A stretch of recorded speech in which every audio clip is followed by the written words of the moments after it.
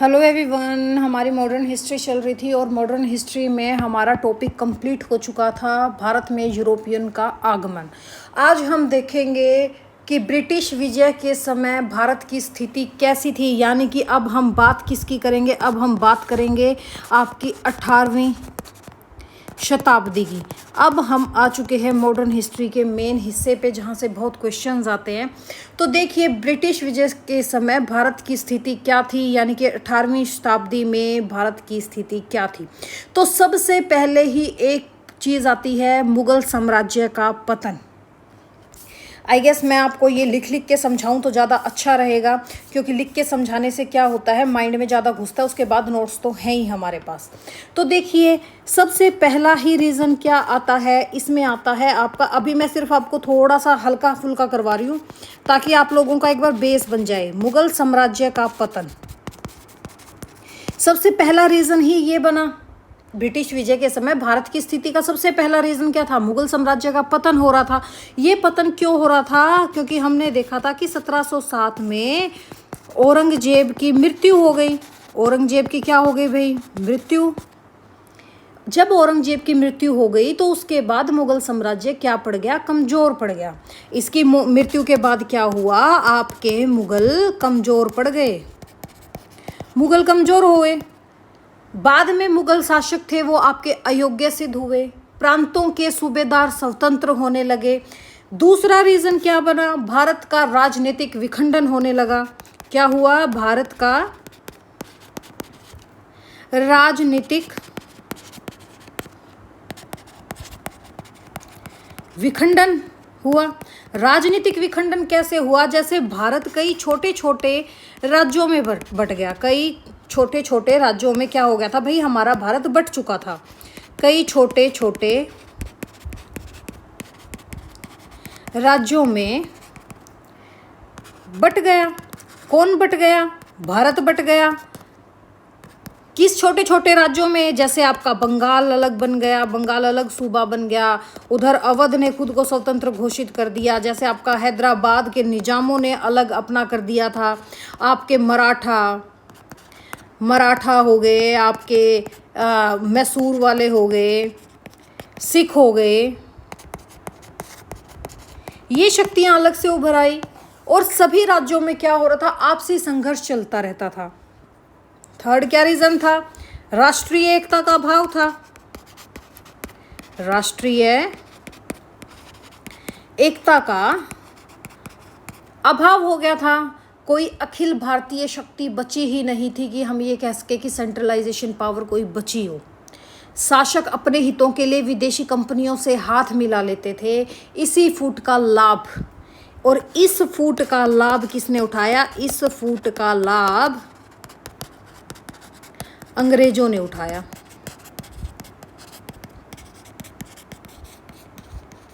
ठीक है, फिर क्या थी, साथ ही आपकी यूरोपीय कंपनियों की आपसी प्रतिस्पर्धा चल रही थी, कंपटीशन चल रहा था। यूरोपीय कंपनियों की प्रतिस्पर्धा चल रही थी। प्रतिस्पर्धा मतलब कंपटीशन चल रहा था। जैसे पुर्तगाली, डच, अंग्रेज और फ्रांसीसी भारत में व्यापार कर रहे थे। अंत में अंग्रेजों और फ्रांसीसियों के बीच में आपका क्या होता है, कर्नाटक का युद्ध होता है और अंग्रेज विजयी रहे और फ्रांसीसी शक्ति यहाँ से कमज़ोर पड़ गई। फिर उसके बाद आपकी बंगाल की समृद्धि,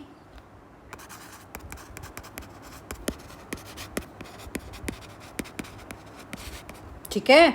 बंगाल क्या था, भारत का सबसे समृद्ध प्रांत था। अंग्रेजों ने सबसे पहले बंगाल पर नियंत्रण स्थापित करने की योजना बनाई। फिर आपका प्लासी का युद्ध हो जाता है। कब, 1757 में। 23 जून 1757 को आपको हो गया। अंग्रेजों ने मीर जाफर की गद्दारी का लाभ उठाकर सिराजुद्दौला को हरा दिया, और यही भारत में अंग्रेजी राजनीति सत्ता की शुरुआत माना जाता है। फिर जैसे आपका क्या हो गया, 7th रीजन, बक्सर का युद्ध हो गया भाई।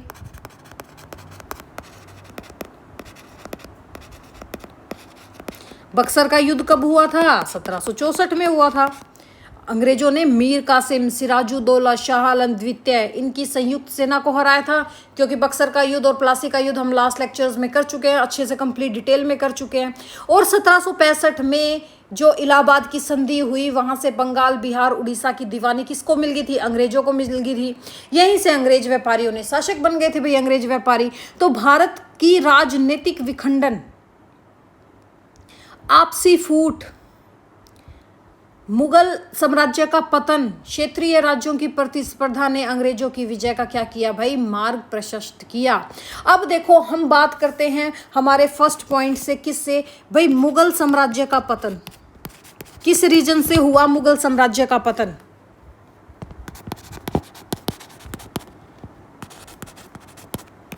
ये करते हैं। देखो सोचो कि एक समय भारत में मुगल साम्राज्य इतना शक्तिशाली था कि काबुल से लेकर आपके दक्षिण भारत तक उनका प्रभाव था। जैसे आपके बाबर थे, हुमायूं थे, अकबर थे, जहांगीर थे, शाहजहां थे, इनके टाइम पे मुगल साम्राज्य अपनी ऊंचाइयों पर था। लेकिन 1707 में जब आपके औरंगजेब की मृत्यु हो गई, इसके बाद धीरे धीरे ये विशाल साम्राज्य आपका बिखरने लगा। सबसे पहला ही रीजन क्या बनता है? सबसे पहला ही इसमें आपका रीजन क्या बना? सबसे पहला रीजन बनता है इसमें औरंगजेब की नीतियां। इनके पतन का सबसे पहला कारण क्या बनता है? औरंगजेब की नीतियां। यानी कि औरंगजेब की नीतियों ने क्या कर दिया था? इसने पतन की नींव डाल दी, मुगलों की पतन की नींव डाली औरंगजेब की नीतियों ने। क्या औरंगजेब की नीतियां? हम सबको पता है कि औरंगजेब 1658 पे गद्दी पे बैठा था और 1707 तक गद्दी पर रहा।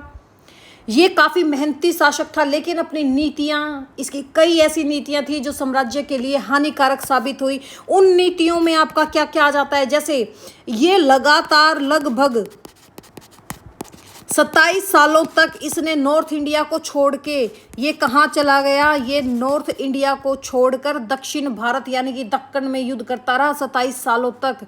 तो 27 वर्षों तक दक्षिण भारत यानी कि जो आपका दक्कन का एरिया था,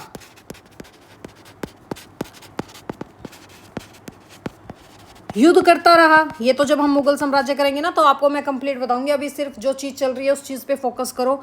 27 साल तक ये दक्षिण भारत यानी कि दक्कन में युद्ध करता रहा। सेकंड, बीजापुर और गोलकुंडा तो जीत लिए, लेकिन युद्धों में खजानी, जितना खजाना था वो सारा खाली हो गया।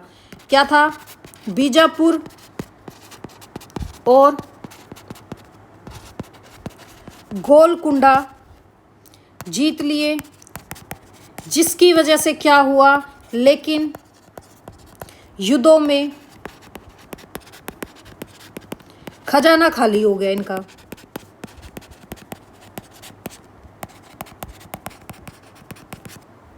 सेना थक गई भाई, प्रशासन कमजोर पड़ गया। ये भी एक मेन रीजन था। युद्ध कितने टाइम तक लगातार लड़ेगा? सेना थक गई और प्रशासन कमजोर पड़ा।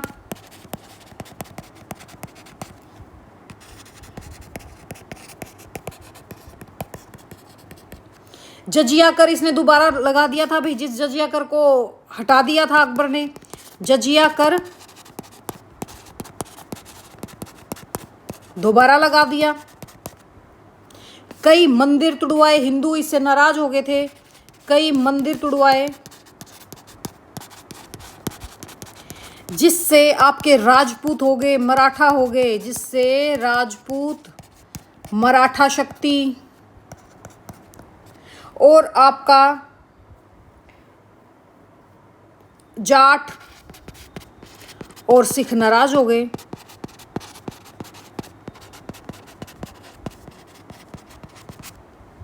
हर जगह विद्रोह हो रहे थे, विद्रोह हो रहे थे। तो यहाँ पे हम क्या करेंगे? औरंगजेब ने साम्राज्य का विस्तार तो किया, लेकिन उसे मजबूत ही नहीं रख पाया। फिर इसके जाने के बाद क्या हुआ? सेकंड रीजन पतन का क्या बना भाई? मुगलों में उत्तराधिकारी का संघर्ष हो रहा था, उत्तराधिकार के लिए।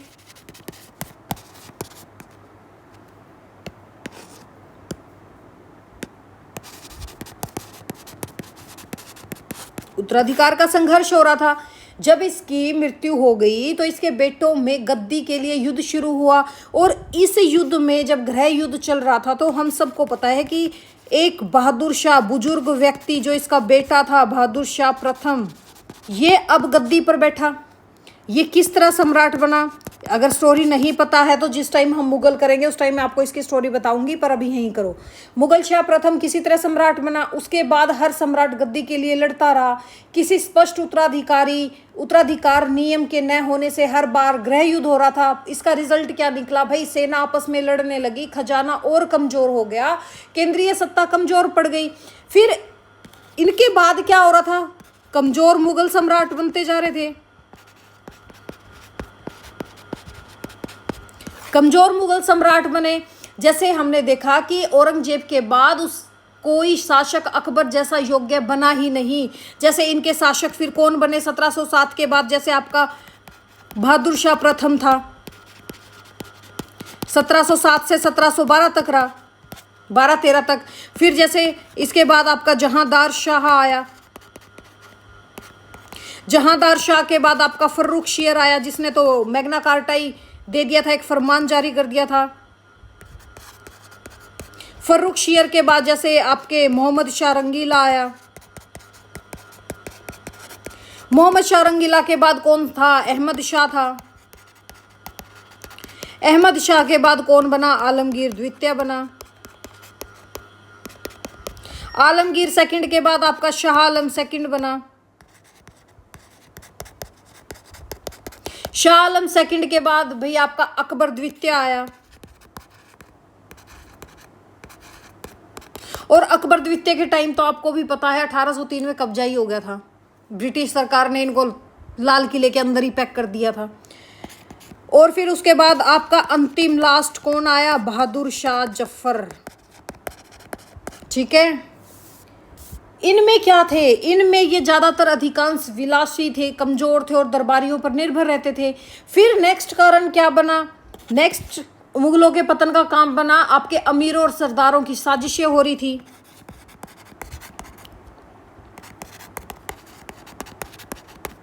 जो अंदरूनी कर रहे थे मुगल साम्राज्य में। जैसे आप में इनके दरबार में ना वैसे तो 4 बड़े गुट थे। 4 बड़े गुट थे, जिसमें से आपका गुट था जैसे ईरानी गुट हो गया, तुरानी गुट हो गया, आपके सैयद बंधु हो गए, और आपके फॉरनर वाले थे सैयद बंधु अब्दुल्ला खां और हुसैन अली। अब देखो दोनों, ये जो दोनों थे, ये दोनों अपने पसंद के बादशाह को गद्दी पर बैठाते और हटाते रहते। जो आपके सैयद बंधु थे, ये जो आपके 2 भाई थे, कौन कौन? अब्दुल्ला खां और हुसैन अली खां।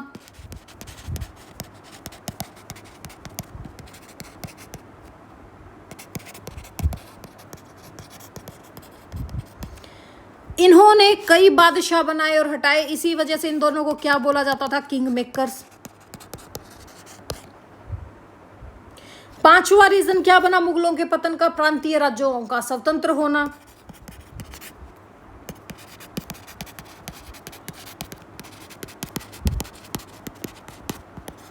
ये प्रांतीय राज्य कौन कौन से थे? जैसे आपके केंद्र कमजोर हुआ तो सूबेदार भी स्वतंत्र होने लगे। जैसे आपका बंगाल, मुर्शिद कुली खां।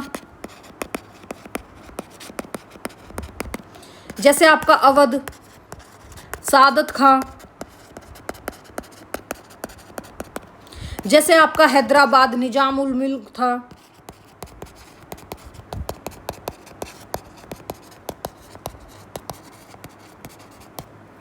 ये क्या थे? ये केवल नाम मात्र के लिए मुगल बादशाह को मानते थे, बाकी सारा अपना स्वतंत्र राज्य चलाने लगे थे। फिर साथ ही 6ठा रीजन क्या बनता है? मराठों का उदय हो गया भाई। मराठों का क्या हो गया? उदय। शिवाजी द्वारा शुरू की गई मराठा शक्ति औरंगजेब के बाद और भी मजबूत हो गई थी। पेशवाओं के नेतृत्व में मराठा उत्तर भारत तक पहुंच गए थे। मुगल से चौथ और सरदेश मुखी वसूलने लगे थे। दिल्ली तक उनके हमले होने लगे थे। फिर उसके बाद 7वां रीजन क्या था मुगलों के पतन का? आपके जाट, सिख और राजपूतों के विद्रोह हुए।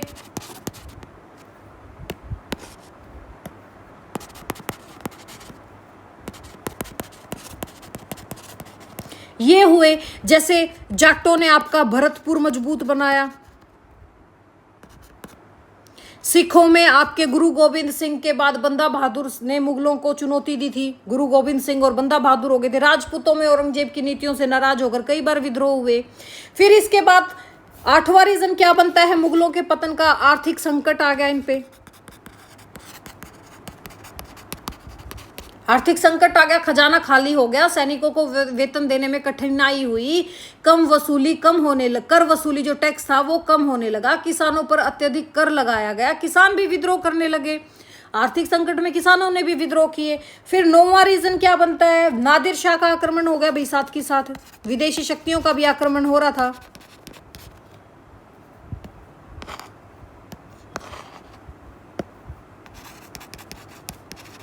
नादिर शाह का आक्रमण कब हुआ? नादिर शाह का आपका आक्रमण हुआ था 1739 में। नादिर शाह ने भारत पर हमला किया और करनाल का युद्ध हुआ था, हम सबको पता है। यहाँ पे करनाल के युद्ध में आपके मुगलों को हरा दिया। दिल्ली में भयंकर लूटपाट हुई। जैसे यहाँ पे आपका कोहिनूर का हीरा था, मयूर सिंहासन था, ये अपने साथ लूट के ले गया। ये लूट ली और अपने साथ ले गया भाई। हजारों लोगों की हत्या हुई और ये घटना मुगल साम्राज्य की कमजोरी पूरी दुनिया के सामने ले आई। फिर आपने 10th रीजन क्या बना भाई मुगलों के पतन का? 10वां रीजन बना अहमद शाह अब्दाली का आक्रमण।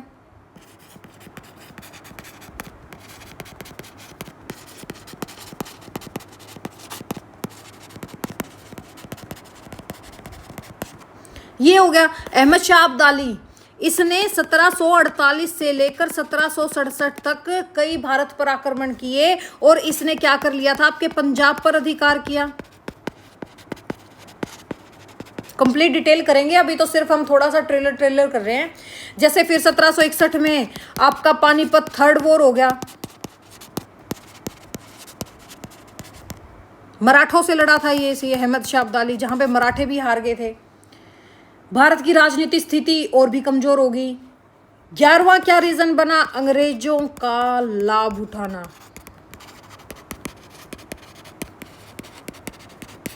इसी समय अंग्रेज केवल व्यापारी बनकर आए थे। उन्होंने देखा मुगल कमजोर है, राज्य आपस में लड़ रहे हैं, कोई राष्ट्रीय शक्ति है नहीं, तो पहले प्लासी का युद्ध हुआ 1757 में, फिर आपका बक्सर का युद्ध हुआ। ये जीत कर इन्होंने भारत में अपनी राजनीतिक सत्ता स्थापित कर ली।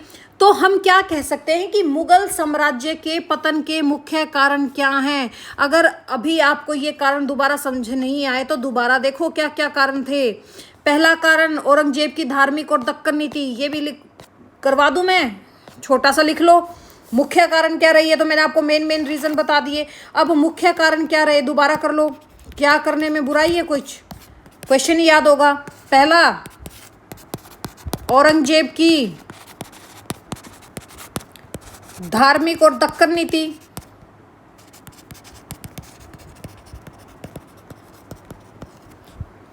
सेकंड,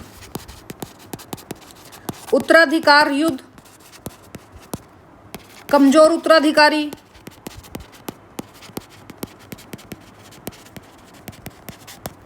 अमीरों और सरदारों की गुटबाजी।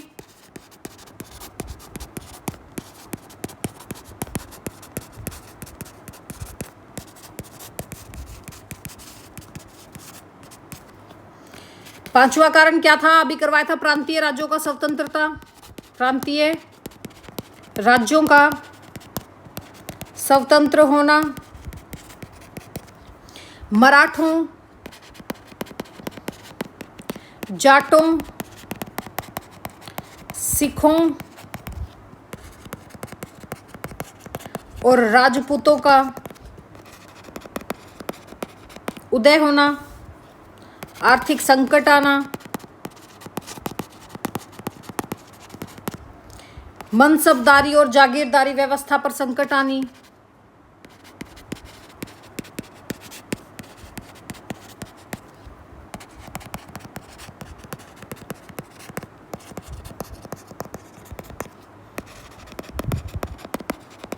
नादिर शाह और अहमद शाह अब्दाली के आक्रमण।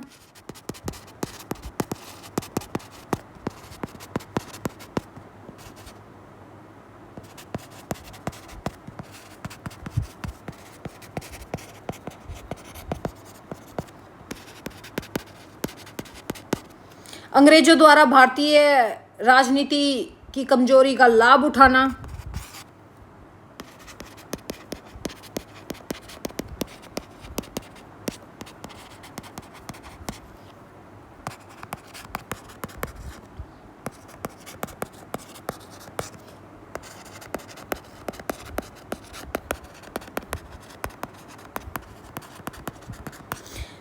तो क्या इन सब से हमने क्या देखा कि 1707 में औरंगजेब की मृत्यु के बाद मुगल साम्राज्य आंतरिक कमजोरियां, आर्थिक संकट, प्रांतीय विद्रोह, विदेशी आक्रमण, अंग्रेजों की कूटनीति के कारण धीरे धीरे समाप्त हो गया। और लास्ट जब बहादुर शाह जफर था, जब 1857 का आपका विद्रोह हुआ, तो जो आपके बहादुर शाह सेकंड थे या बहादुर शाह जफर थे, इनको अंग्रेजों ने गिरफ्तार कर कहाँ भेज दिया था? रंगून निर्वासित कर दिया था। और 1858 में मुगल साम्राज्य का औपचारिक अंत हो गया था। आपको इतना समझ में आ गया? तो देखिए, साम्राज्य की अस्थिरता में मुगलों के समक्ष चुनौतियां क्या आई, क्या चुनौतियां आई? अंग्रेजों की मृत्यु औरंगजेब की मृत्यु 1707 के बाद मुगल साम्राज्य धीरे धीरे अस्थिर होने लगा। एक समय पूरे भारत पर शासन करने वाला साम्राज्य अब चुनौतियों से घिर गया। जैसे उत्तराधिकार का संकट आ गया भाई, मुगलों में गद्दी का कोई निश्चित नियम ही नहीं था। ठीक है, अभी हम हमारे नोट्स पे आते हैं और नोट्स के साथ हम कंप्लीट करेंगे फिर इसको। देखिए क्या हुआ, उत्तराधिकारी का संकट आया, मुगलों में गद्दी का कोई निश्चित नियम ही नहीं था। हर सम्राट की मृत्यु के बाद उसके पुत्रों में युद्ध होता था। इसमें सेना, धन, प्रशासन कमजोर हो गए, कमजोर केंद्रीय सत्ता हो गई। बाद में मुगल शासक कैसे हो गए? योग्य रहे ही नहीं, कमजोर शासक हो गए। वास्तविक शक्ति दरबार में के अमीरों और सरदारों के हाथ में चली गई। बादशाह केवल नाम मात्र का शासक बनकर रह गया। केंद्र कमजोर हुआ तो सूबेदार स्वतंत्र हो गए, जैसे आपके बंगाल, अवध, हैदराबाद। वे केवल औपचारिक रूप से मुगल सम्राट को मानते थे। फिर मराठा शक्ति तेजी से बढ़ी, उन्होंने मुगल क्षेत्रों पर आक्रमण किए, चौथ और सरदेश मुखी वसूल कर मुगल सत्ता को कमजोर किया। जाट, सिख और राजपूत विद्रोह हुए भाई। जाटों ने भरतपुर में राज्य स्थापित कर लिया, सिखों ने पंजाब में शक्ति बढ़ाई, राजपूतों ने मुगलों का विरोध किया और लगातार विद्रोहों से साम्राज्य अस्थिर हो गया। लंबे युद्धों से क्या हुआ? खजाना खाली हो गया, सैनिकों का वेतन देना कठिन हो गया, कर वसूली घट गई, किसानों पर भी बोझ बढ़ गया और योग्य मनसबदारों की संख्या बढ़ी, लेकिन पर्याप्त जागीरें नहीं थी। मनसबदार किसानों का शोषण करने लगे, प्रशासन में भ्रष्टाचार हो गया। और वहीं आपके 1739 में नादिर शाह ने दिल्ली को लूट लिया। अहमद शाह अब्दाली ने भारत पर कई बार आक्रमण किए। इससे मुगल की प्रतिष्ठा और शक्ति दोनों को भारी नुकसान पहुंचा और यूरोपीय कंपनियों का यहाँ हस्तक्षेप हो ही रहा था। अंग्रेज और फ्रांसीसी व्यापार के बहाने भारतीय राजनीति में हस्तक्षेप करने लगे थे। भारतीय शासकों के आपसी संघर्ष का लाभ उठाकर अंग्रेज धीरे धीरे शक्ति बन गए। तो मुगल साम्राज्य की अस्थिरता का मुख्य कारण क्या था? कमजोर उत्तराधिकारी युद्ध, प्रांतीय राज्यों की स्वतंत्रता, मराठा और अन्य विद्रोह, आर्थिक संकट, मनसबदारी व्यवस्था का पतन हो रहा था, विदेशी आक्रमण हो रहे थे, अंग्रेजों का बढ़ता हस्तक्षेप था। तो कुल मिला के हम क्या कह सकते हैं कि आंतरिक कमजोरियों और बाहरी चुनौतियों ने मिलकर मुगल साम्राज्य के पतन का क्या किया? मार्ग प्रशस्त किया। समझ में आ गया? तो एक बार हम अपना नोट्स देख लेते हैं। देखो क्या हुआ था, 18वीं शताब्दी के पूर्वार्ध में महान मुगल शासकों की शक्ति और प्रतिष्ठा में भारी पतन हुआ। साम्राज्य जिसे 2 शताब्दियों से अधिक समय तक भारत के अधिकांश हिस्से पर इनका नियंत्रण था, उत्तर से लेकर दक्षिण में लगभग 250 मील और 100 मील चौड़ाई, समकोणीय इस आकार तक, पति क्या लिख रखा है बीच में, समकोणीय के आकार में सीमित रहा। साम्राज्य की केंद्रीय राजनीति सीमा सिकुड़ती गई, शासनिक तंत्र भी ढहता गया, जिससे स्वयं के अंतर विरोधों के अंतर्गत अकबर और शाहजहां जैसे महान शासकों द्वारा परिष्कृत और जिसको निर्मित किया गया था। साम्राज्य के हटने पर देश के विभिन्न हिस्सों में कई स्वतंत्र राज्य उभरे, जैसे हैदराबाद, अवध, ठीक है, और आपका कौन सा था, बंगाल, ये हो गए थे, ये उभर आए थे भाई। औरंगजेब की गलत नीतियां जो भी हम करके आए हैं ने मुगल साम्राज्य की स्थिरता को क्षीण किया, लेकिन सेना एवं प्रशासनिक व्यवस्था सामान्य तो 1707 तक सीधे खड़े रहे। उत्तराधिकारी की लड़ाइयों और कमजोर शासकों ने 1707 से 1719 तक दिल्ली की सत्ता एवं समता और इनको काफ़ी परेशान किया। यद्यपि मोहम्मद शाह ने 29 वर्षों की लंबी समावधि तक शासन किया, तथापि उसकी अक्षमता के कारण शाही भाषा का पुनरुद्धार असंभव था। मोहम्मद शाह यानी कि आपका रंगीला, मोहम्मद शाह के शासनकाल के दौरान निजाम उल मुल्क ने 1724 में वजीर पद से इस्तीफा दे दिया और हैदराबाद की स्थापना कर दी। हैदराबाद राज्य की स्थापना के लिए कहाँ चला गया? दक्षिण भारत में चला गया निजाम उल मुल्क। बंगाल, अवध और पंजाब ने भी इसी राह का अनुसरण किया और साम्राज्य उत्तराधिकारी राज्यों में विभक्त हो गया। कई स्वतंत्र प्रमुखों ने अपनी स्वतंत्रता का दावा करना शुरू किया और मराठों ने शाही दलित उत्तराधिकारी में प्राप्त करने के लिए अपने प्रयास स्टार्ट कर दिए। तो साम्राज्य की अशक्तता में मुगलों के समक्ष क्या क्या चुनौतियां आई भाई, क्या क्या चुनौतियां आई? उपयुक्त अंतर्विधा में हम देखें जो भी इनकी कमजोरियां चल रही थी, इसके बावजूद भी मुगल साम्राज्य को उत्तर पश्चिम से विभिन्न आक्रमणों के रूप में बाहरी चुनौतियों का भी सामना करना पड़ा, जिसमें सबसे प्रमुख आक्रमण आ जाता है आपके नादिर शाह का 1738 से 39 में, अहमद शाह अब्दाली का 1748 से 67 तक कई आक्रमण हुए। मराठा आक्रमण व कर वसूली 18वीं शताब्दी में हुआ था। सिखों के हमले 18वीं में हुए। जाट और रोहिला शक्ति 18वीं शताब्दी में उभर कर आई और यूरोपीय कंपनियों का उदय हुआ आपके 18वीं शताब्दी में सत्ता के। इन आक्रमणों का परिणाम क्या निकला भाई? मुगल साम्राज्य की राजनीतिक शक्ति में कमी आई, आर्थिक संसाधनों की भारी हानि हुई, प्रांतों का विघटन और स्वतंत्र राज्यों का उदय हुआ, प्रशासनिक तंत्र का विघटन हुआ और विदेशी शक्तियां यानी कि अंग्रेजों का हस्तक्षेप आसान हुआ। तो देखिए, अब हम बात करते हैं नादिर शाह के आक्रमण की। नादिर शाह का आक्रमण 18वीं शताब्दी तक मुगल साम्राज्य कमजोर हो चुका था। इसी कमजोरी का लाभ उठाकर ईरान का शक्तिशाली शासक जो कौन था? आपका नादिर शाह। इसने भारत पर आक्रमण कर दिया और इस समय भारत में मुगल सम्राट कौन था? इस समय भारत में मुगल सम्राट था आपका मोहम्मद शाह रंगीला। इस टाइम कौन था? मुगल था आपका मोहम्मद शाह रंगीला, जो एक कमजोर शासक माना जाता था। आक्रमण के कारण क्या थे भाई? मुगल साम्राज्य की कमजोरी। औरंगजेब की मृत्यु के बाद मुगल सत्ता कमजोर हो गई, प्रांतों में विद्रोह और अव्यवस्था थी। भारत को सोने की चिड़िया कहा जाता था। नादिर शाह भारत की दौलत लूटना चाहता था।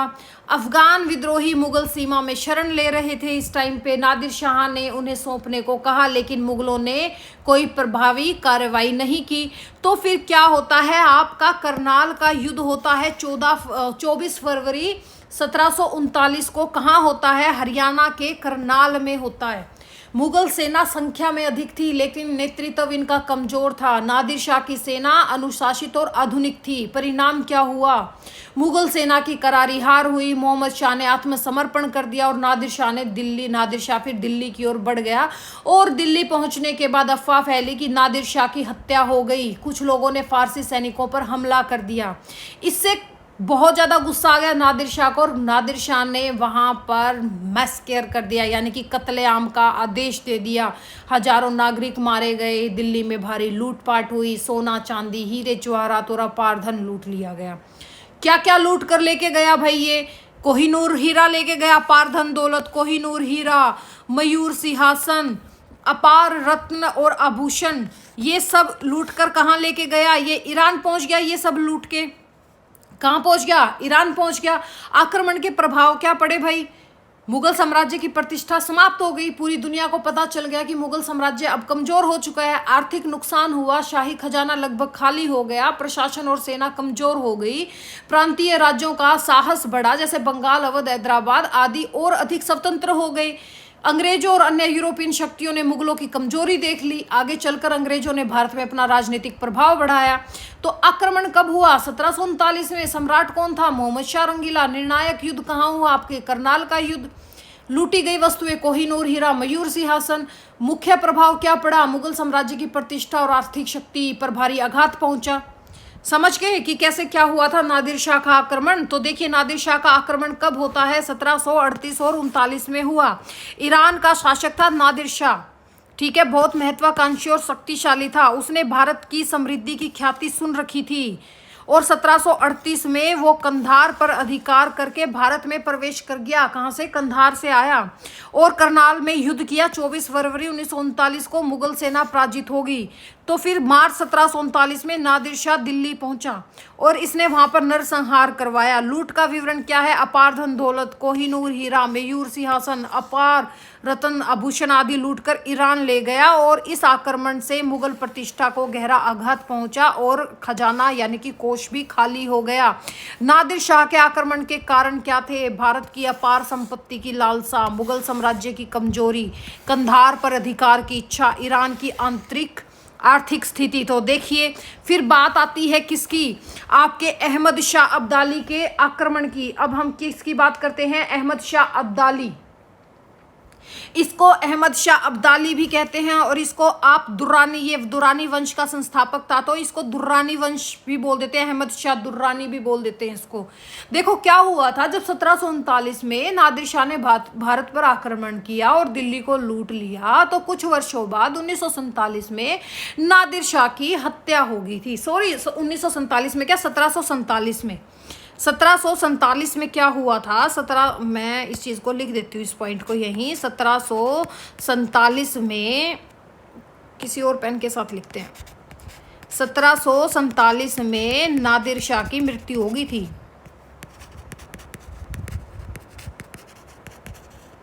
नादिर शाह की मृत्यु हो गई भी 1747 में।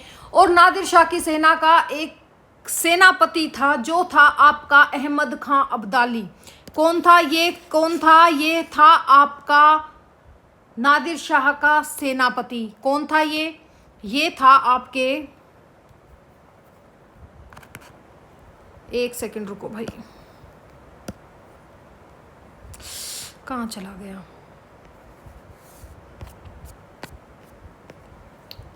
कहाँ है हमारा? ये रहा। ये कौन था अहमद शाह अब्दाली? यहां लिख देती हूं। जो ये आपका अहमद शाह अब्दाली था,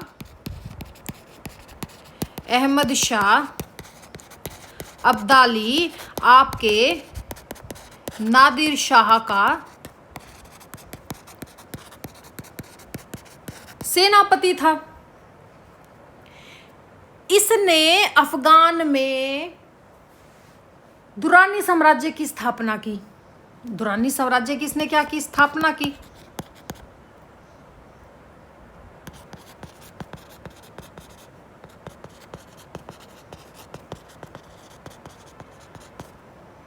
और अहमद शाह दुर्रानी कहलाया। इसने भी देखा कि मुगल साम्राज्य बहुत कमजोर हो चुका है, इसलिए इसने भारत पर बार बार में आक्रमण किए। क्यों आक्रमण किए भाई? इसने भारत की अपार संपत्ति, भारत उस समय समृद्ध था, अब्दाली धन और खनिज आपका खजाना लूटना चाह रहा था। मुगल साम्राज्य बादशाह थे जो वो कमजोर थे, प्रांत स्वतंत्र हो रहे थे, सेना कमजोर थी। पंजाब व्यापार और सेना दोनों की दृष्टि से महत्वपूर्ण था। वह पंजाब को अपने साम्राज्य में मिलाना चाहता था तो वह अपने दुरानी साम्राज्य को भारत तक फैलाना चाहता था। फिर क्या होता है? अहमद शाह अब्दाली ने जो पहला आक्रमण किया, पहला आक्रमण इसने किया कब? 1748 में इसने पहला आक्रमण किया। और 1748 में इसने पहला आक्रमण कहाँ किया? 1748 में इसने पहला आक्रमण किया आपके पंजाब पर। मुगल सेना ने उसे रोक दिया, उसे वापस लौटना पड़ा। ये क्या था? ये इसका असफल प्रयास था। ठीक है, ये क्या था? इसका असफल प्रयास था। फिर दूसरा आक्रमण इसने किया 1749 में। दोबारा कहाँ किया? पंजाब में। अब पंजाब में इसका क्या हो गया? कब्जा हो गया। तीसरा आक्रमण इसने कब किया? तीसरा आक्रमण किया इसने 1752 में। किस पर किया? पंजाब और मुल्तान पर इसने क्या किया भाई? अपना अधिकार स्थापित कर लिया। यहां पे क्या किया? पंजाब प्लस मुल्तान पर अधिकार कर लिया। कब? 1752 में। मुगल सम्राट ने यहाँ किया कि मुगलों ने यहाँ पर संधि की। मुगलों ने क्या की? संधि कर ली। अब मुगलों ने यहाँ पे संधि कर ली, पंजाब लगभग अब्दाली के अधीन हो गया।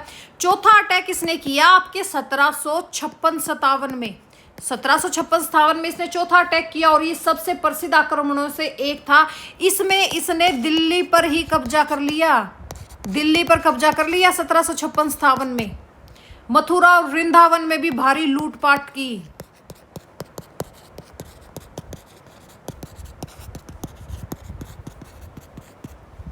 अपार धन संपत्ति लेकर दोबारा अफगानिस्तान चला गया। पांचवा अटैक इसने किया आपके 1759 से 1761। ये सबसे महत्वपूर्ण आक्रमण था। इस समय जो आपकी मराठा शक्ति थी, मराठा शक्ति आपके उत्तर भारत में पहुंच गई। अब्दाली यहां पे किसका हुआ, अब्दाली वर्सेस मराठा हो गया। तो यहीं पर आपके 14 जनवरी 1761 को क्या होता है, पानीपत का तीसरा युद्ध, पानीपत का तीसरा युद्ध हो गया। युद्ध किसके बीच में हुआ, अहमद शाह अब्दाली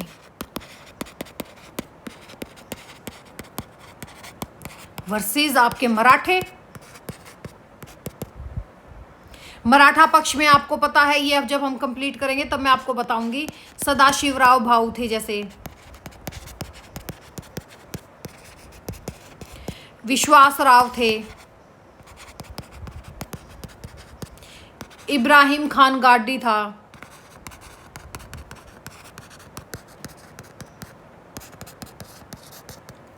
और अब्दालियों के पास कौन से थे, जैसे आपके रोहिल्ला सरदार थे, इनके साथ रोहिल्ला सरदार कौन थे आपके, नजीब उद्दौला।